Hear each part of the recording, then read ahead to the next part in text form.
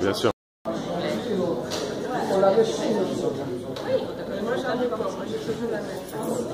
Serait en train de gagner du terrain à travers le monde. De quelle manière? C'est à cette question que nous cherchons des réponses avec les immenses conférenciers qui se succéderont au micro durant toute la journée et à travers des idées et suggestions de cette assistance nombreuse. Vos idées à tous ne seront pas mises en vain, car le hasard présente bien les choses. Cette rencontre, dont l'idée innée en décembre 2013, a fort heureusement abouti au moment où le gouvernement du Québec et particulièrement le ministre de l'Immigration, de la Diversité et de l'Inclusion envisage de mettre en place une nouvelle stratégie et des nouvelles politiques qui permettront, nous en sommes sûrs, de donner un contenu concret à cette déclaration du Premier ministre du Québec, M. Philippe Couillard, lors de l'investissement du gouvernement. Et je cite: notre gouvernement voit résolument que la diversité n'est pas une menace mais une richesse. Le Québec grandit chaque fois qu'il accueille les rêves et les espoirs d'une personne venue d'ailleurs.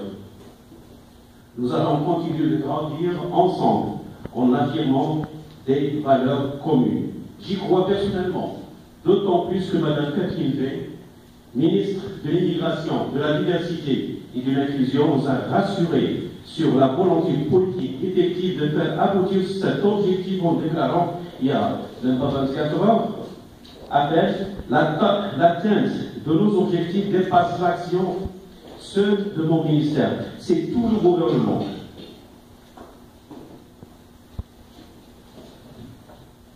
Toute la société civile qui doit mettre l'épaule à la roue pour éliminer les barrières de toutes sortes qui empêchent la pleine intégration et la réalisation du potentiel de chaque Québécois.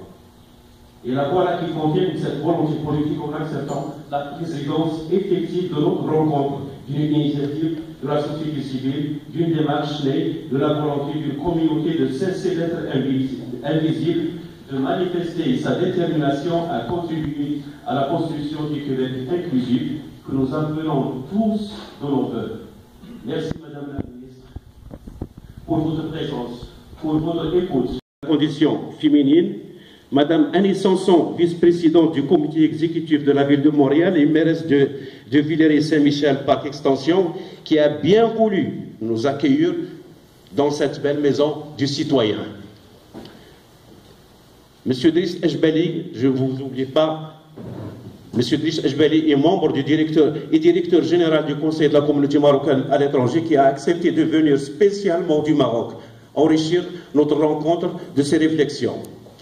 Madame Caroline Harel-Bourdon, présidente de la commission scolaire de Montréal, je salue également la présence parmi nous de Monsieur Mohamed Mazami, candidat à la fonction de commissaire scolaire.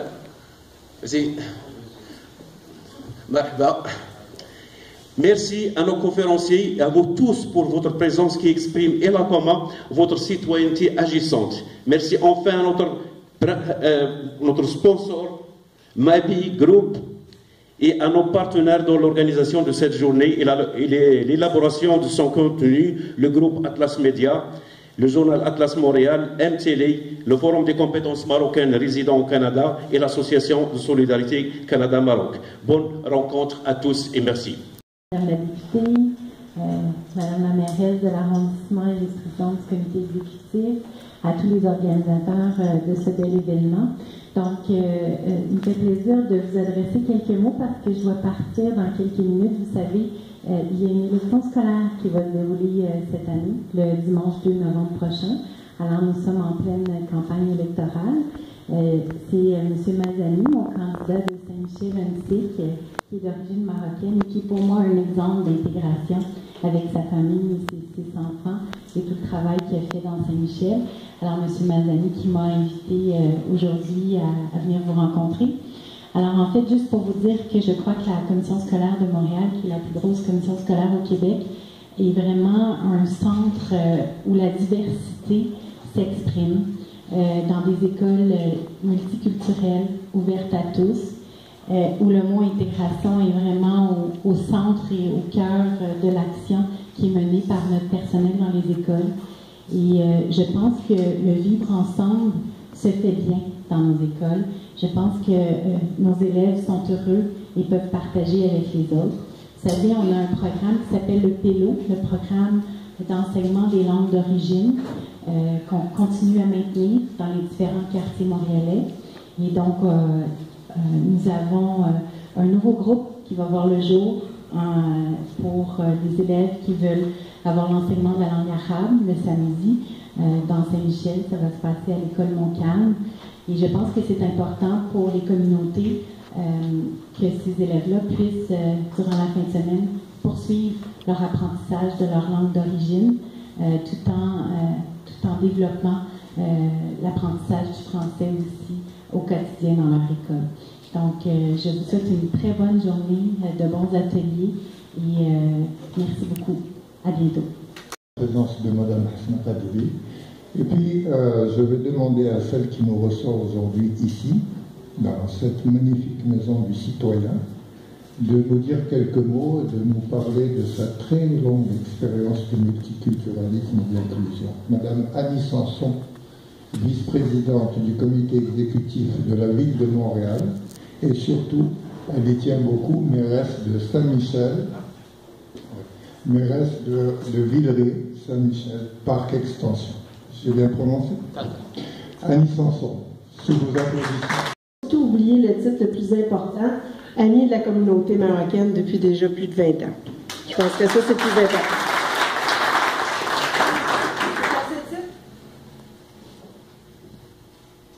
Allô? Allô?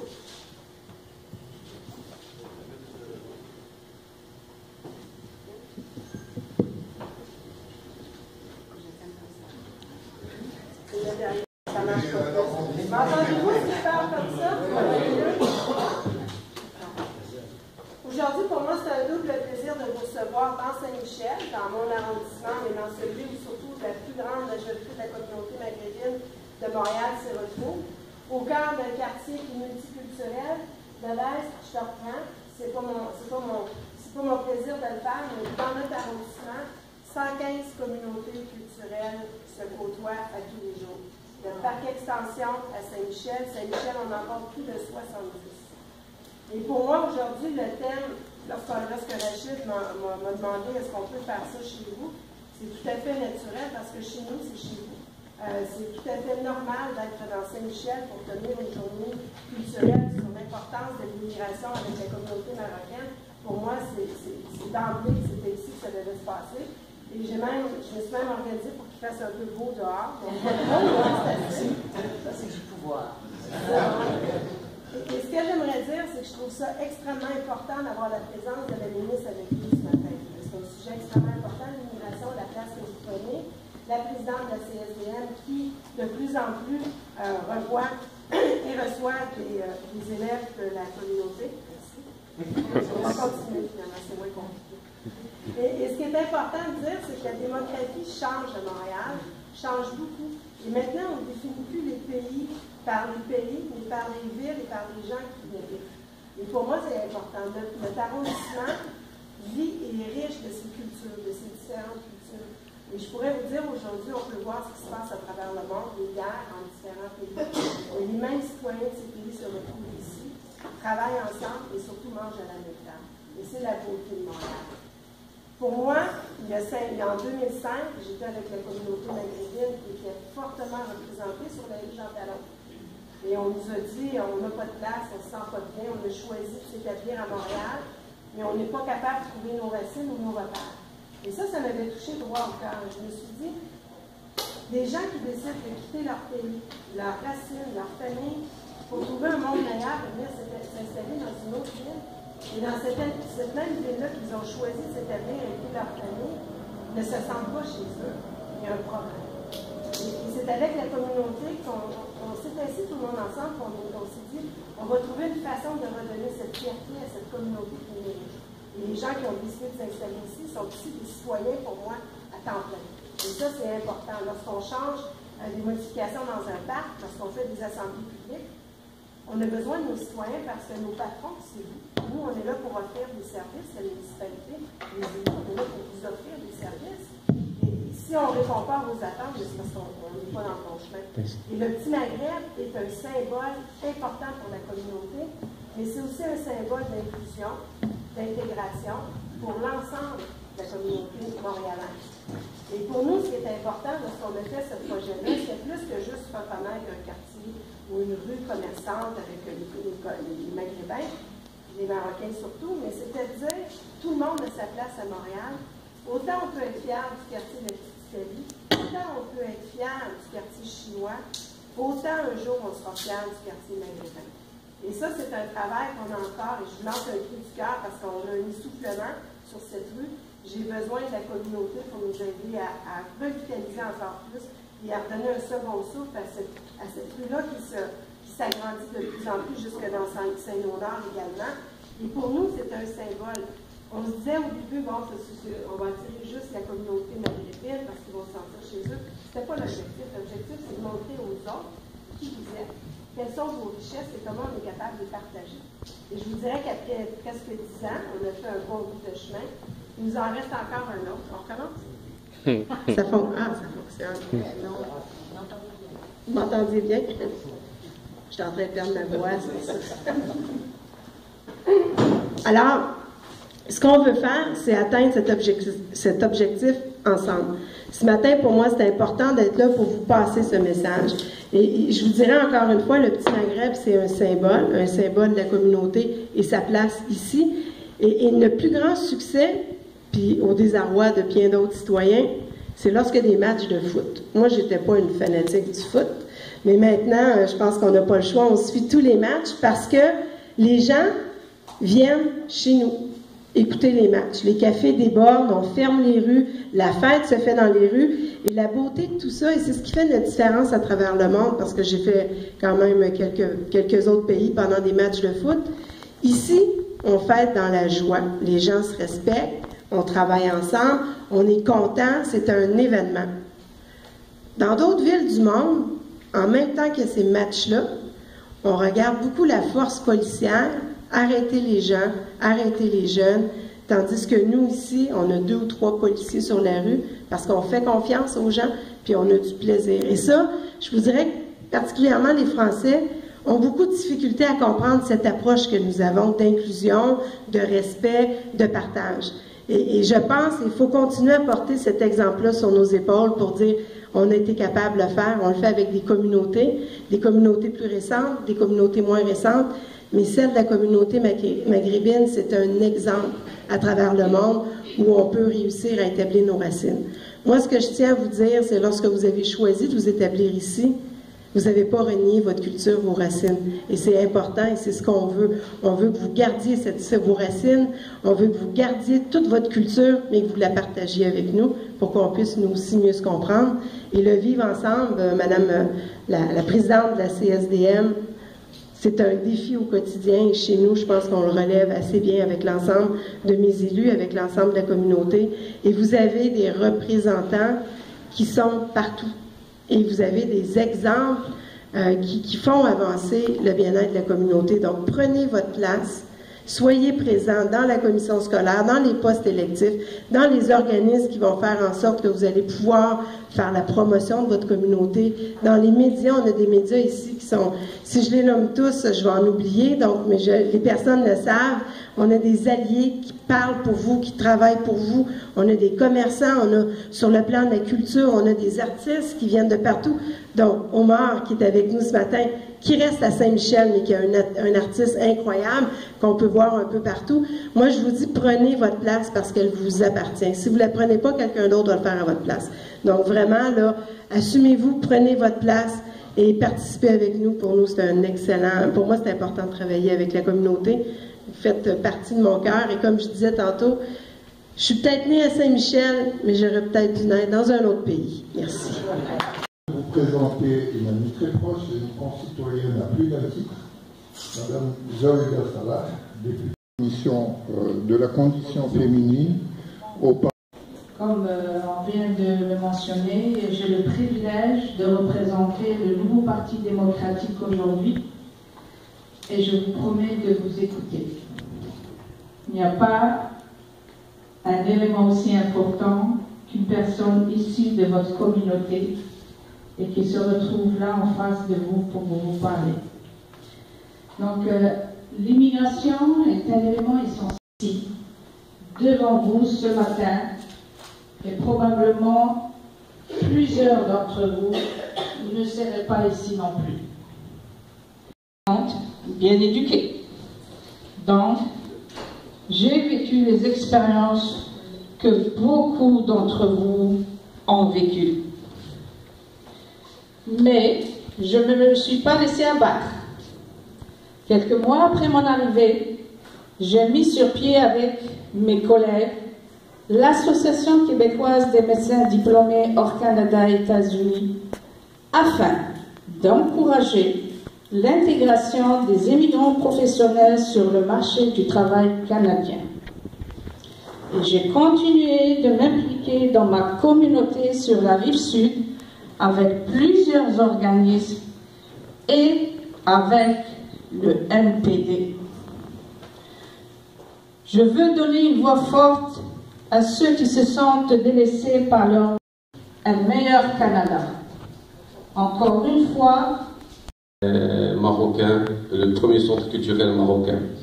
Et là, je peux dire un petit mot par rapport à cette question. C'est que nous considérons que les Marocains résidant à l'étranger, on les appelons nous les Marocains du monde, c'est un capital humain partagé.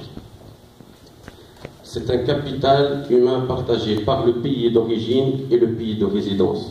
C'est pour cela que nous plaidons toujours dans les rencontres, et je pense que M. le ministre vous en a parlé hier, c'est qu'il faut travailler main dans la main pour réussir à partager. C'est une richesse qui peut, bien sûr, comme ça a été dit par la première,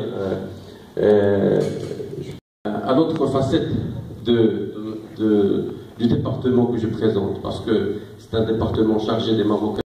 Suite au rapport du Conseil national des droits de l'homme sur l'immigration et l'asile au Maroc, Sa Majesté a donné ses orientations pour mettre en place une nouvelle politique d'immigration et d'asile. Je pense que M. Ajbali va vous en parler longuement sur cette nouvelle politique migratoire, mais je veux vous dire un petit mot que on a adopté par rapport à l'intégration. Je ne vais pas parler d'autres volets.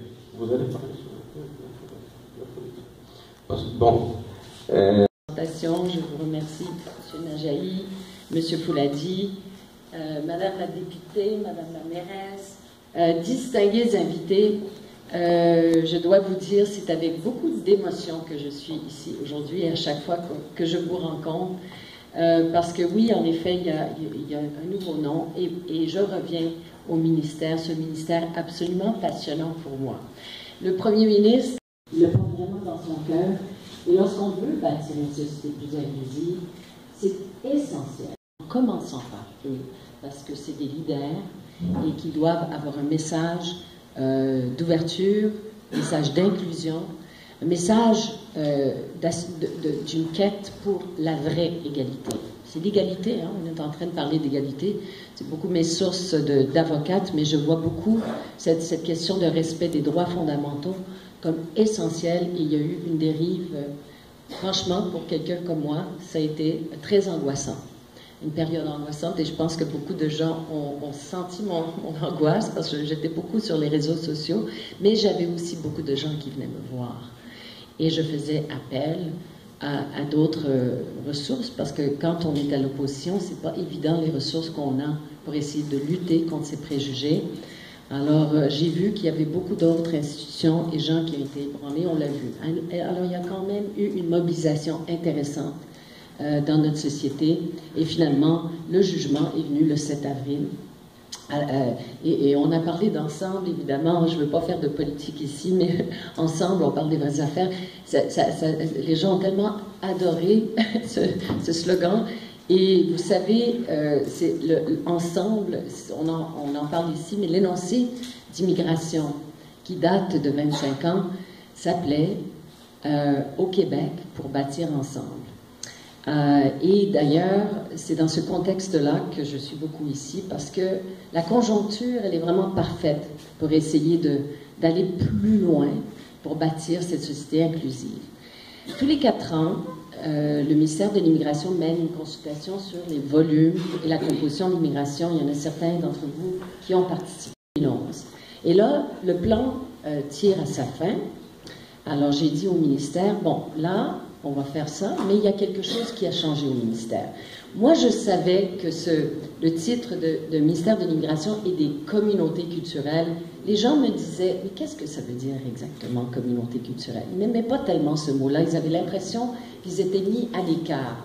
Et je savais qu'il y avait un redressement à faire, je savais qu'il fallait donner un titre qui décrit exactement le mandat du ministère et du gouvernement. Alors, c'est diversité et inclusion. Et le fait d'avoir attaché inclusion à diversité, c'est là le message. On peut parler d'interculturalisme, mais c'est un message d'appel à l'action, pas juste du gouvernement, tous les membres du gouvernement, mais tous les acteurs de la société civile. Évidemment, nous, en premier lieu, comme gouvernement, on a cette responsabilité de nous assurer que toutes les institutions de la société québécoise fassent partie de ce grand projet. Et c'est un projet qui doit continuer pour toujours. Hein. On n'a jamais fini, on n'a jamais atteint l'égalité parfaite, donc il faut toujours travailler fort pour s'assurer d'une société inclusive. Nous avons un contexte de globalisation. Donc, nous avons plus de 232 millions de migrants dans le monde qui cherchent les meilleures sociétés pour vivre et qui ont le choix d'aller ailleurs. Ils peuvent aller en Australie, ils peuvent aller en Allemagne. L'Allemagne est devenue maintenant un pays qui veut l'immigration. C'est très intéressant de voir l'Allemagne s'activer, qui veut connaître nos meilleures pratiques. Ils peuvent aller aux États-Unis, ailleurs au Canada, la Nouvelle-Zélande, un autre pays, imaginez-vous, qui a un système d'immigration très compétitif. Donc, il s'agit d'avoir un système d'immigration compétitif. Pas juste en amont, et on travaille très fort pour nous assurer de bien préparer le projet d'immigration, mais il y a beaucoup d'autres.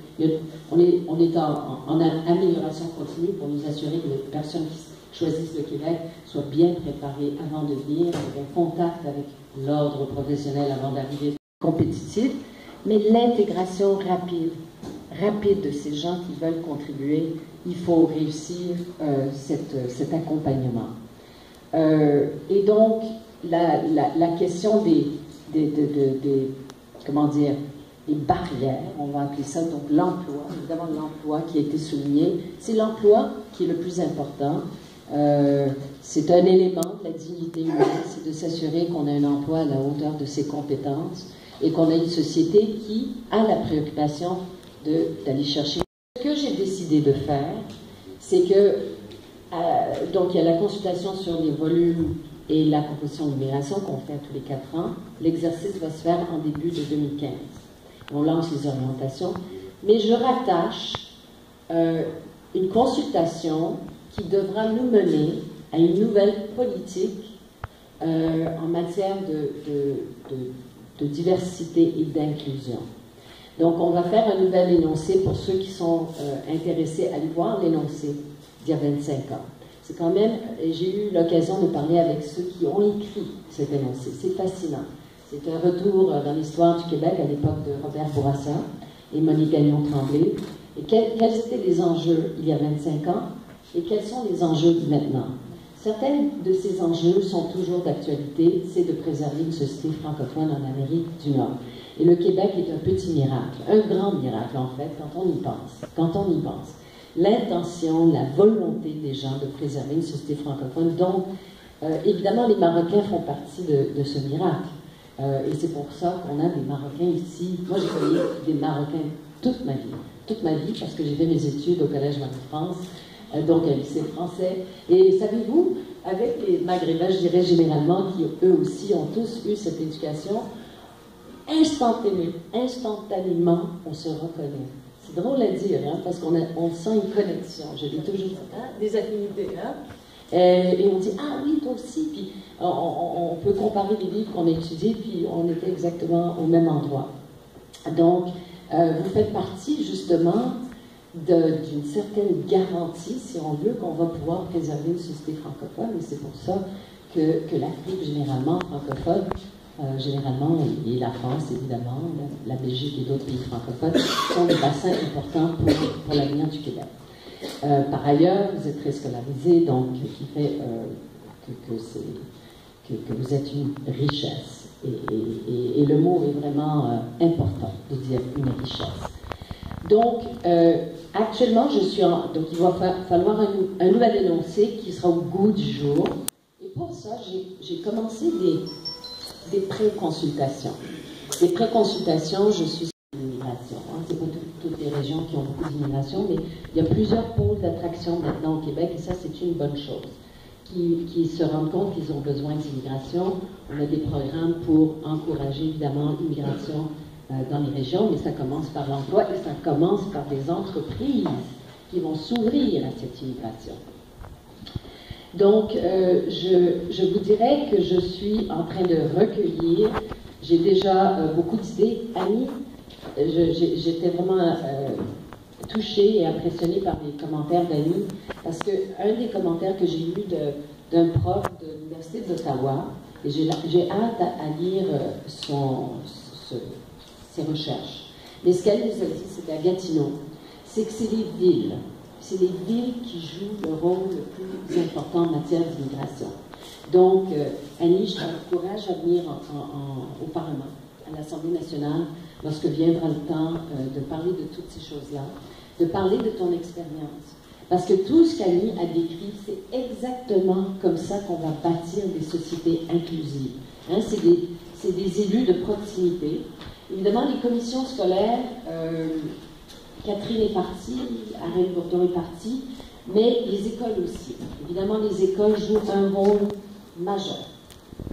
Je suis de vue de votre nom, mais vous êtes candidat à la commission de Saint-Michel. Et évidemment, il y a des études qui le montrent, que c'est par les écoles qu'on réussit l'intégration. Et le Canada, je vais dire le Canada parce que l'étude, c'est une étude de l'OCDE. Apparemment, les écoles ici, on arrive deuxième parmi tous les pays qu'ils ont étudiés, par notre approche interculturelle. C'est souligné, même si c'est le Canada, alors même le Canada a adopté, on dirait, plus récemment, notre modèle interculturel. Ils ont peut-être une loi qui a besoin d'être modernisée, mais en tout cas, on dirait que c'est l'approche interculturelle. Et ce qui souligne dans cette étude, c'est les études PISA. Je vous invite à regarder, c'est vraiment intéressant. Ils disent c'est parce que c'est le dialogue. Et on demande aux parents, les parents qui vont rencontrer les professeurs, on les demande de s'engager dans la réussite de l'enfant et les parents ne demandent que ça. Alors c'est toujours cette approche interculturelle, je vous dirais, c'est quelque part dans notre titre, quand on voit inclusion attachée à diversité, c'est ça l'interculturalisme. Il va falloir définir le modèle et ça c'est mon projet aussi, c'est de finalement poser les assises de ce modèle pour nous assurer qu'on maintienne le dialogue en permanence. Hein. Quand je vous dis un projet de société emballant, un projet de société qui a ses obstacles, mais je vous dirais que ce que je trouve extraordinaire, c'est que lorsque je rencontre, c'est tous les acteurs des élus dans les régions, les gens qui représentent les entreprises, Et je leur dis, sans parler nécessairement des vraies affaires, mais je leur dis, il faut qu'on se parle ouvertement là. Il faut qu'on se parle ouvertement.